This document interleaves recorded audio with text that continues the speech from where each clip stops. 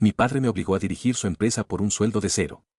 En su testamento, se la dejó a mi cuñado. Ahora, me ruegan que lo salve de la bancarrota. La voz del abogado era un dron monótono, recortando las últimas piezas de mi alma con la precisión de un bisturí. Y para mi yerno, Gabriel Martínez, en reconocimiento de su visión y liderazgo, lego el 80% de las acciones y el control total de Herrera e Hijos Metalurgia. El silencio en la sala era denso, pesado, roto solo por un sollozo ahogado de mi hermana, Sofía, que no lloraba por mí, sino de alivio. Mi hermano Daniel miraba fijamente un punto en la alfombra. Gabriel, sentado junto a mi hermana, tuvo la decencia de parecer incómodo, pero no pude evitar ver un destello de triunfo en sus ojos. El abogado continuó, pasando a las trivialidades. $200,000 para Sofía. La casa familiar para Daniel. Y para mí, nada. Silencio. Mi nombre nunca fue pronunciado. 10 años de mi vida, de mi juventud, de mi sudor y mi sangre, borrados de la historia familiar como una nota a pie de página mal escrita. No era un heredero. Había sido un marcador de posición. Un fantasma que mantenía el motor en marcha hasta que llegara el verdadero rey.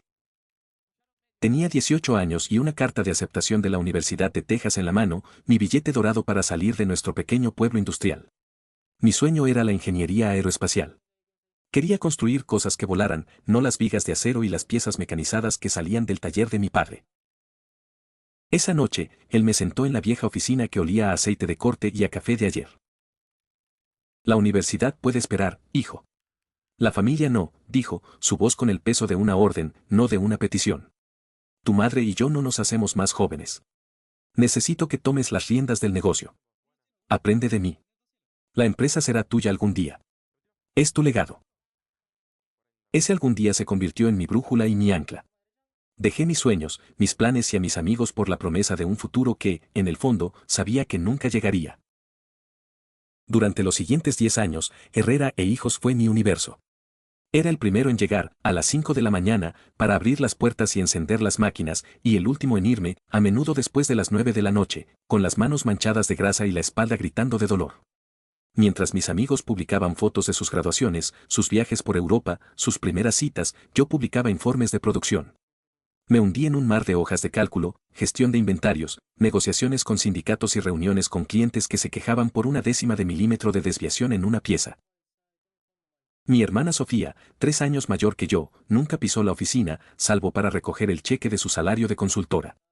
Un salario que era el triple de lo que costaba mi manutención y que financiaba sus viajes a Bali, sus bolsos de diseño y su vida de influencer en Instagram. Cada publicación suya con una copa de champán en una terraza exótica era una bofetada silenciosa, un recordatorio de que en nuestra familia, el valor no se medía por el trabajo, sino por el derecho de nacimiento. Todo empeoró cuando apareció Gabriel. Era el novio perfecto. Encantador, apuesto, con un título de una escuela de negocios y una habilidad camaleónica para decir exactamente lo que mi padre quería oír. En 6 meses, pasó de ser el novio de Sofía a ser el visionario que llevará esta empresa al siguiente nivel. Mi padre lo adoraba. Era el hijo que siempre había querido, pulcro, elocuente, ambicioso. No un chico como yo, cubierto de polvo metálico y con callos en las manos. Gabriel empezó a viajar a congresos, a tener almuerzos de 3 horas con clientes, a tomar decisiones estratégicas. Decisiones que a menudo resultaban en desastres operativos que yo tenía que pasar noches enteras reparando. Un día, implementó un nuevo software de gestión de inventario sin consultarme. El sistema colapsó en 48 horas, deteniendo toda la producción. Pasé 72 horas seguidas sin dormir, con un equipo de programadores, para reconstruir nuestra base de datos desde cero. Cuando lo solucioné, mi padre le dio una palmada en la espalda a Gabriel y le dijo, bien hecho por identificar el problema, hijo. Así se aprende. A los 25 años, el día de mi cumpleaños, trabajé 14 horas para cumplir con un pedido urgente que salvó un contrato importante. Nadie en mi familia me llamó. Cuando llegué a casa, exhausto, encontré una nota en la nevera, hemos salido a cenar. Hay sobras. Esa misma semana, mi padre alquiló un restaurante entero y contrató a una banda para celebrar el cumpleaños de Gabriel. Fue entonces, viendo a mi padre dar un discurso sobre cómo Gabriel era el futuro del legado Herrera, cuando la última pizca de esperanza en mi interior comenzó a morir. Comprendí que no importaba cuánto trabajara, cuánto sacrificara, cuánto construyera. Yo nunca sería suficiente. Porque yo no era él. Cuando a mi padre le diagnosticaron el cáncer, todo se aceleró. La enfermedad lo ablandó, o eso quise creer. Lo visitaba en el hospital cada noche después del trabajo. Una de esas noches, con la habitación a oscuras y el único sonido del pitido de las máquinas, reuní el valor para preguntarle. Papá, le dije, mi voz apenas un susurro. Cuando ya no estés, seguiré yo tu legado. Se giró lentamente, sus ojos nublados por la morfina y el agotamiento. Me miró, y por un segundo, creí ver un destello de algo, arrepentimiento. ¿Afecto? Pero se desvaneció tan rápido como llegó. Ya veremos, hijo, dijo. Ya veremos. Fue lo último que me dijo antes de morir una semana después. Y ahora, en la oficina del abogado, finalmente veía. Había visto. Todo este tiempo. El legado nunca fue para mí. Mi propósito no era heredar el trono. Era mantenerlo caliente. Salí del despacho del abogado sin despedirme de nadie. Caminé por las calles de la ciudad, sordo al ruido del tráfico, ciego a la gente. No sentí tristeza. No sentí ira. Sentí, nada. Un vacío absoluto. Me habían vaciado por completo. Pero mientras caminaba, algo inesperado sucedió. En el fondo de ese vacío, una pequeña chispa se encendió. Una brasa que había estado enterrada bajo 10 años de deber y decepción. Y en lugar de destruirme, ese día, en esa acera, otra persona nació de las cenizas. Una persona que ya no vivía para un algún día prometido por otros. Una persona que iba a construir su propio mañana. A la mañana siguiente, a las 7 en punto, estaba en mi pequeño apartamento, con una taza de café y una lista. No era una lista de quehaceres, era una lista de batalla. Durante 10 años, yo no había sido solo el jefe de operaciones de Herrera e Hijos, había sido su rostro, su palabra, su garantía de calidad. Los proveedores me daban crédito no por el apellido Herrera, sino porque confiaban en mí. Los clientes me hacían pedidos complejos no por la reputación de la empresa, sino porque sabían que yo personalmente me aseguraría de que se cumplieran. Empecé a llamar. Buenos días, Juan, le dije al jefe de compras de nuestro mayor cliente. Te llamo para informarte de que ya no estoy con Herrera e Hijos. El control de la empresa ha pasado a manos de Gabriel Martínez.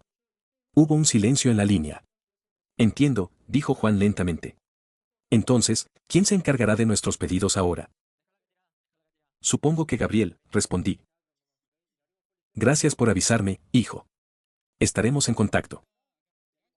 Hice 20 llamadas como esa en 2 horas. No pedí nada. No insinué nada. Simplemente informé de la verdad. Con mis escasos ahorros y un préstamo personal que conseguí poniendo como garantía lo único que realmente poseía, mi ética de trabajo, alquilé un pequeño almacén al otro lado de la ciudad. Fundé Rain Corp. No era un nombre familiar, era un acrónimo de Rey en construcción. Era una promesa para mí mismo. Compré 2 máquinas CNC de segunda mano, las reparé y calibré yo mismo. Durante el primer mes, dormí en un saco de dormir en el suelo de la oficina. Las llamadas no tardaron en llegar. Primero fueron los proveedores. Oye, chico, Herrera e Hijo se retrasa en los pagos y su nuevo gerente es un imbécil, ¿sigues en el negocio? Te daremos una línea de crédito, la que necesites. Luego, los clientes. Dicen, acabamos de recibir un lote de Herrera. La calidad es un desastre, ¿puedes ayudarnos? La mayoría de los mejores operarios del taller de mi padre, hombres a los que yo había entrenado y respetado, empezaron a llamarme. Gabriel está recortando la seguridad y los beneficios. Si tienes un sitio para nosotros, nos vamos. Contraté a los 3 mejores. Les pagué un 20% más de lo que ganaban antes y les di participación en la empresa. Mientras Herrera e Hijo se desmoronaba bajo la gestión de un visionario que no sabía distinguir un torno de un taladro, Rain Corp crecía. Éramos más pequeños, sí, pero más ágiles, más eficientes, y estábamos obsesionados con la calidad. No teníamos un legado que heredar, teníamos uno que construir. En menos de 6 meses, Gabriel había perdido a todos sus clientes principales. Todos ellos eran ahora mis clientes. En un año, su empresa se ahogaba en deudas y demandas por incumplimiento de contrato. La mía acababa de firmar su primer contrato de 7 cifras. Una noche, mi hermano Daniel me llamó. Sonaba, diferente. Humilde. Gabriel me ha ofrecido trabajo, me dijo. Dice que es por piedad, para ayudarme. El sueldo es una miseria. Me quedé en silencio por un momento, saboreando la ironía. Dile que no se preocupe, respondí finalmente. Si necesita trabajo, puedo contratarlo yo, si pasa la entrevista. 10 años después. Hoy, La sede de Rain Corp es un edificio de cristal y acero de 12 pisos en el corazón del distrito financiero. Tenemos más de 300 empleados y somos el líder indiscutible del mercado en la región. El edificio principal no lleva mi nombre. Se llama Edificio Conmemorativo Clara y Andrés Herrera, en honor a mis abuelos, las únicas personas que, cuando yo era un niño, me dijeron que el valor de un hombre se mide por el trabajo de sus manos, no por el nombre que lleva. Una tarde, mi asistente entró en mi oficina. Señor, dijo, con un tono de disculpa, su hermana y el señor Martínez están aquí. No tienen cita, pero insisten en que es una emergencia familiar. Asentí. Déjalos pasar. Entraron en mi oficina. Era la primera vez que los veía en una década. Sofía había perdido el brillo de Instagram, parecía cansada, derrotada. Gabriel era una sombra del hombre arrogante que recordaba. Su traje caro estaba ligeramente arrugado y evitaba mirarme a los ojos, su vista fija en el skyline de la ciudad que se extendía tras mi escritorio. Oliver, empezó mi hermana, su voz temblorosa. Necesitamos ayuda. Me contó la historia que yo ya conocía por los rumores de la industria. Herrera e Hijos se había declarado en bancarrota 6 meses atrás. Los bancos les habían cerrado todas las líneas de crédito. Los proveedores los habían puesto en la lista negra. Estaban arruinados. Solo necesitamos una oportunidad, dijo Gabriel, su voz apenas audible. Un trabajo. Lo que sea. Me levanté y caminé hacia mi caja fuerte. Saqué un sobre y volví a mi escritorio. Se lo deslicé a través de la superficie de caoba pulida. ¿Qué es esto?, preguntó Sofía. Esto, respondí, mi voz tranquila, sin rastro de ira, es vuestra herencia. Lo que mi padre me dejó a mí. Abrieron el sobre. Dentro había una sola hoja de papel. En el centro, escrito en una tipografía elegante, había un número, 0 pesos. Es todo lo que me dejaron, continué. Y es todo lo que tengo para ustedes. Fue la mejor herencia que pude haber recibido. Me enseñó que no necesitaba nada de ustedes para construir todo esto. Me levanté y caminé hacia la puerta, abriéndola. Les di una oportunidad, dije, mirándolos por última vez. La misma que yo necesitaba cuando ustedes me dieron la espalda y me dejaron con nada. Ahora, si me disculpan, tengo un legado que seguir construyendo. Y los vi salir de mi oficina, 2 fantasmas de un pasado que ya no me pertenecía. A veces, el mayor castigo no es perder una fortuna, sino ser forzado a vivir el resto de tu vida con la aplastante conciencia de la que despreciaste, de la que desechaste, de la que diste por sentado. Yo no heredé la empresa de mi padre. Heredé su traición. Y esa herencia, irónicamente, fue el combustible que usé para construir mi propio imperio. Mi apellido ya no mide fan. Mi legado empieza conmigo.